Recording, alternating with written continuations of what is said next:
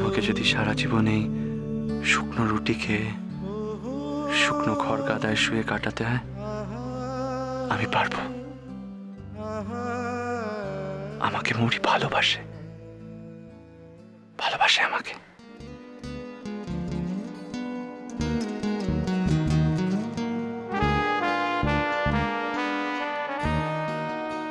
আমার জীবন পাত্র উচ্ছলিয়া মাধুরী করেছ দান। আমার জীবন পাত্র উচ্ছলিয়া মাধুরী করেছ দান। তুমি জানো নাই, তুমি জানো নাই, তুমি জানো নাই তার মূল্যের পরিমাণ। জীবন পাত্র উচ্ছলিয়া মাধুরী করেছ দান।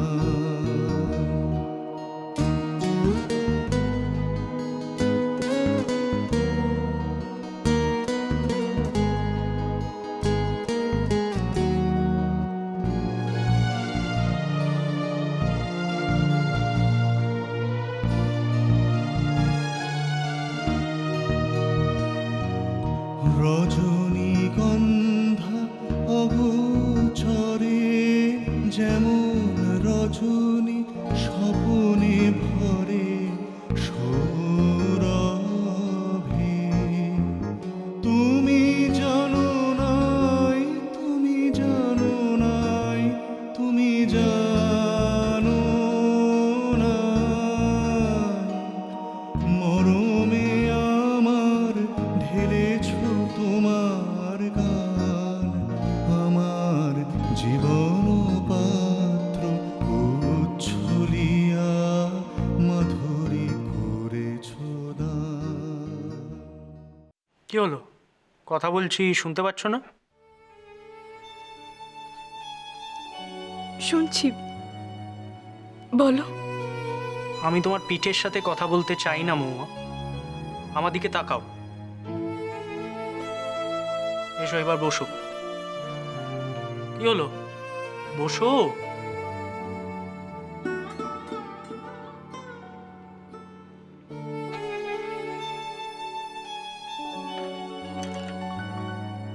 অর্ক, আমি অন্যায় করেছি অর্ক। আমি আমি তোমাকে মিথ্যে কথা বলেছি। এতদিন ধরে আমি তোমাকে শুধুই মিথ্যে কথা বলেছি। কেন মহুয়া? তুমি জানো না অর্ক, তোমাদের বাড়িতে দিদি কত অপমান সহ্য করেছে, কত কষ্ট পেয়েছে। তাও দিদি সবাইকে খুব ভালোবাসে, সবার কথা ভাবে। তোমাদের বাড়ির কারোর দরকার হলে দিদি এখনো সবকিছু ফেলে ছুটে যায়। কিন্তু তাই জন্য তুমি আমাকে... তাই জন্যে তোমার বাড়ির লোকেদের উপর আমার বিদ্বেষ জন্মে গেছে। অনেকদিন ধরে আমি ওদের আমার শত্রু বলে মনে করছি। আর আমাকে? আর আমাকেও কি তুমি শত্রু ভাবো? তুমি আমাকে যা খুশি বলতে পারো মহু, তাতে আমার কিচ্ছু যায় আসে না। তুমি কার বোন, তোমার কি পরিচয়, এসবেও আমার কিচ্ছু যায় আসে না। আমার কাছে তুমি শুধু মহুয়া, আমার জীবনের প্রথম ভালোবাসা, একমাত্র ভালোবাসা।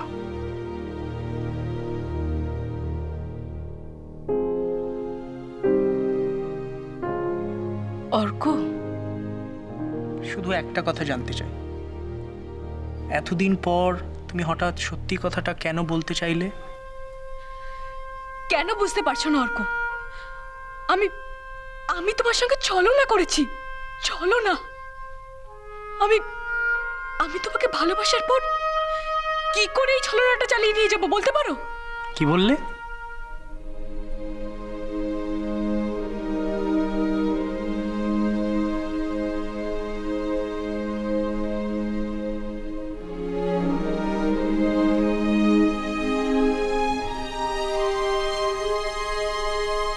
তোমাকে ভালোবাসি অর্ক।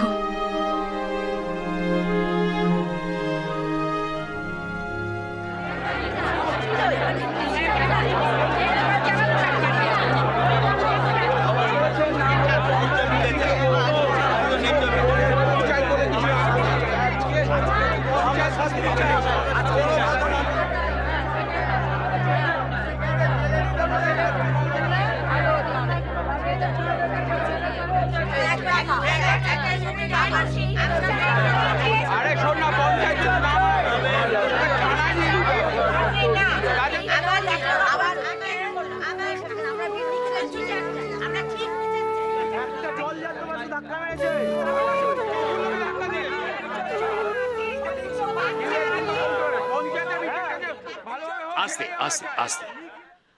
আজ আমরা পঞ্চায়েতের এক বিশেষ সভায় উপস্থিত হয়েছি নিখিল চৌধুরীর বিচারের জন্য।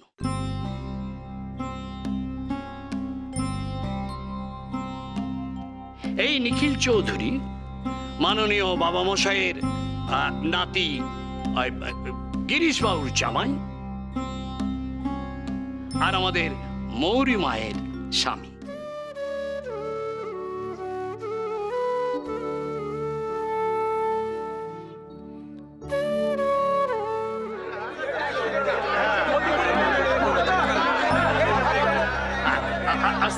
কিন্তু কথা হচ্ছে যে ইদানিং এই নিখিলের ব্যবহারে গাঁয়ের প্রত্যেকটি লোকই খুবই অসন্তুষ্ট।